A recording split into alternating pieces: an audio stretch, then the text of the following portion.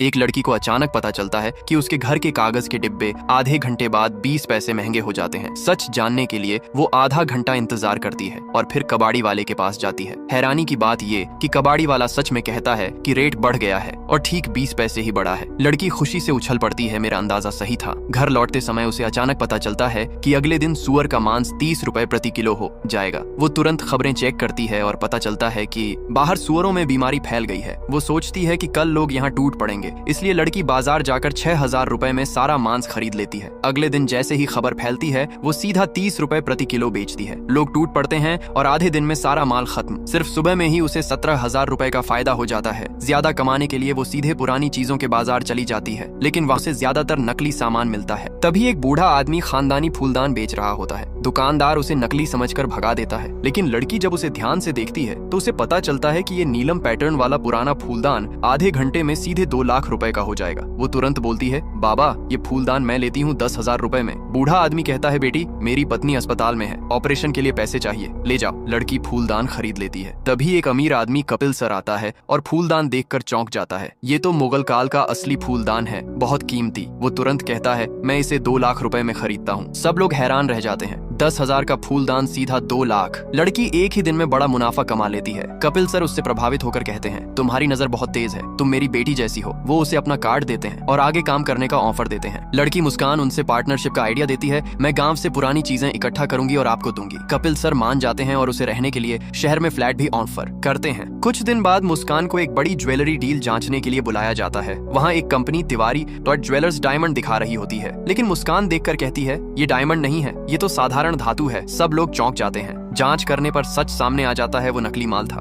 इसके बाद मुस्कान एक और बड़ा दावा करती है, आधे महीने के अंदर डायमंड मार्केट गिरने वाला है, कीमतें 1000 गुना तक गिरेंगी। सब लोग हंसने लगते हैं। तब सूरज तिवारी गुस्से में बोलता है, मैं 30 साल से इस बिजनेस में हूँ, ऐसा कभी नहीं होगा। मुस्कान कहती है, तो चलिए शर्त लगा लेते हैं। शर्त लगती है 5 लाख रुपए की। अगर मुस्कान गलत हुई वो पैसे देगी, अगर तिवारी गलत हुआ 60 लाख रुपए की डील पुरानी कीमत पर करनी होगी। दोनों मान जाते हैं। आधा महीना बाद फैसला होगा। आगे क्या होगा? क्या डायमंड मार्केट में सच में गिरेगा? इस फोटो के लिए लाइक सब्सक्राइब।